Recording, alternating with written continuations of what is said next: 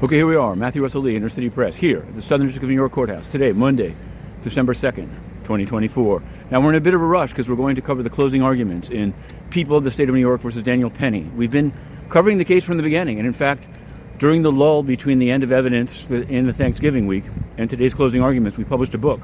It's called Daniel Penny for Your Thoughts, New York versus Daniel Penny. You can find it on Amazon. It's an audio book, and we're going to be covering it down to the end. So check that out. We also put a lot of the exhibits online, including videos, etc. So check that out. Check it out.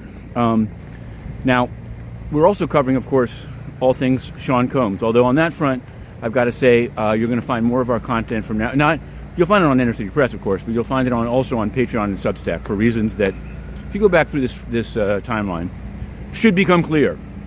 Nevertheless, like a phoenix from the ashes, on Friday, after Thanksgiving, we published, at long last, the book, U.S. versus Eric Adams, City of Maybe.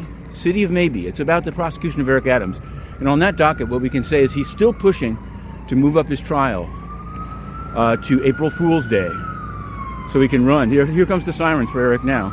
So he can run in the mayoral election, re-election in his case. Ramos, Lander, many candidates in the mix. But now he no longer wants to waive his CIPA rights to look at classified information. So I don't know if he's going to get the speed up that he's looking for, actually. But we'll have to see. He also has lawyers that say they need the speed up because they're doing another case down in D.C., which ironically is a case that we've covered here in Southern District of New York. It's a kind of Navy spying case in which one of the individuals was arrested in New York and so presented here. So we'll be covering that case as well.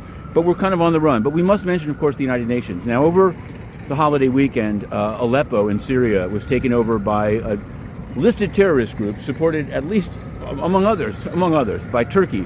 The UN, of course, clutched its pearls. They're absolutely ineffective. They've had a special advisors on Syria for some time now.